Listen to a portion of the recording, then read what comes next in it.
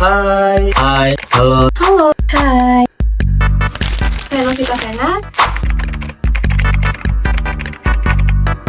Gua Ikal. Saya Imam Rizky Akbar. Saya Farid Putra Pilihan. Aku Ismeliana. Saya Putri Mustalifah.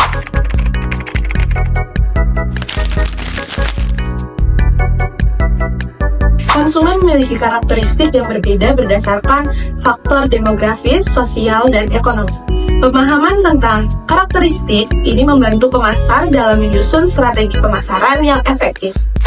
Karakteristik demografi konsumen.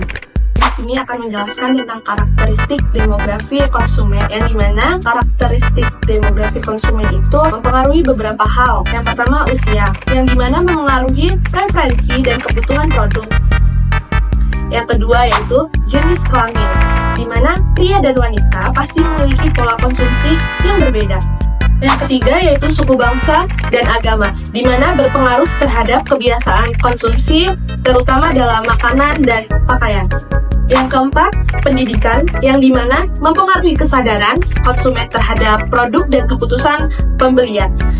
Dan yang terakhir yaitu lokasi geografis, di mana konsumen di perkotaan itu memiliki akses lebih besar ke berbagai produk dibandingkan dengan yang di pedesaan. Karakteristik ekonomi konsumen pendapatan dan daya beli. Saya akan menjelaskan tentang karakteristik ekonomi konsumen, pendapatan, dan daya beli. Jadi jika pendapatan tinggi, sebutannya orang-orang kaya, cenderung mengkonsumsi produk premium. Contohnya produk yang harga mahal dengan kualitas tinggi. Jadi dia akan belanja di Mall Bumi Kedaton atau Lampung City Mall. Yang kedua, jika pendapatan menengah, dia bakal berbelanja di Indomaret dan Alfamart atau Chandra Mart. Lalu di pendapatan rendah, cenderung fokus pada kebutuhan dasar seperti beras, dan mereka akan berbelanja di pasar tradisional seperti pasar Tugu, berbelanja sayur, dan lain-lain. Selain itu ada beberapa faktor yang mempengaruhi ekonomi konsumen. Yang pertama, sumber pendapatan, kepemilikan aset, dan sumber daya ekonomi tambahan. Sumber pendapatan terdiri dari gaji, bisnis investasi, dan aset lainnya. Sedangkan kepemilikan aset terdiri dari rumah, kendaraan, investasi, dan tabungan. Karakteristik sosial konsumen. Di sini saya akan menjelaskan karakteristik sosial konsumen. Kelas sosial.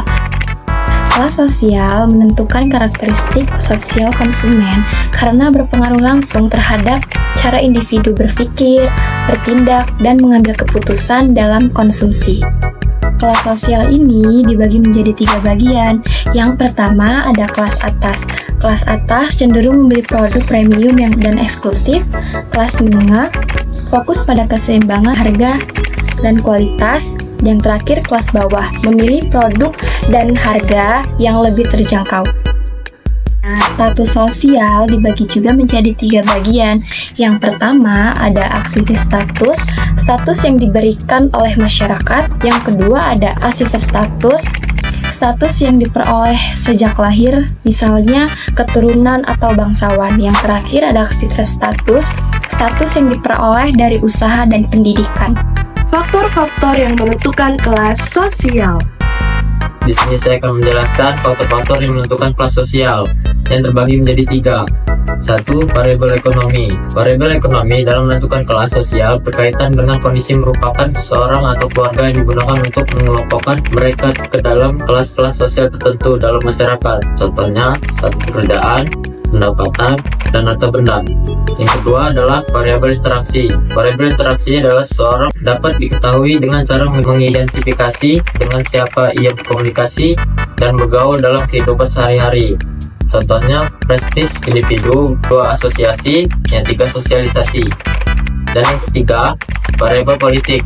Variabel politik adalah orang dengan kesamaan pandangan politik cenderung berkelompok dan mereka yang memiliki kekuasaan termasuk kelas sosial atas. Selain itu, mobilitas sosial memungkinkan seorang berpindah ke kelas yang lebih tinggi, yang sering disertai perubahan gaya hidup dan pola konsumsi sesuai status barunya.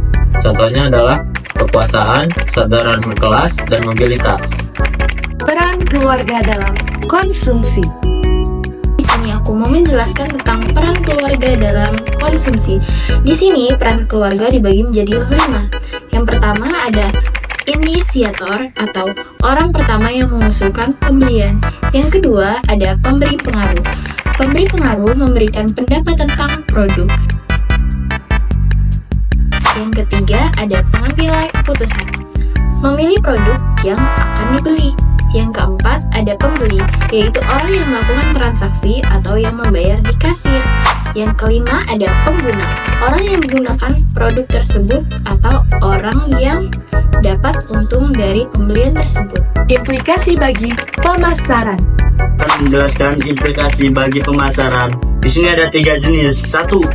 Pemahaman tentang demografi, sosial, dan ekonomi membantu dalam menentukan strategi pemasaran. Kedua, pemasar dapat menargetkan segmen pasar yang tepat berdasarkan karakteristik konsumen. Yang ketiga, digital marketing dan personalisasi produk menjadi lebih efektif memahami perilaku konsumen. Terima kasih sudah menyaksikan video ini. Semoga informasi yang kami sampaikan dapat bermanfaat dan menambah wawasan. Jangan lupa like dan tinggalkan komentar jika ada pertanyaan atau masukan. Sampai jumpa di video selanjutnya. Bye-bye.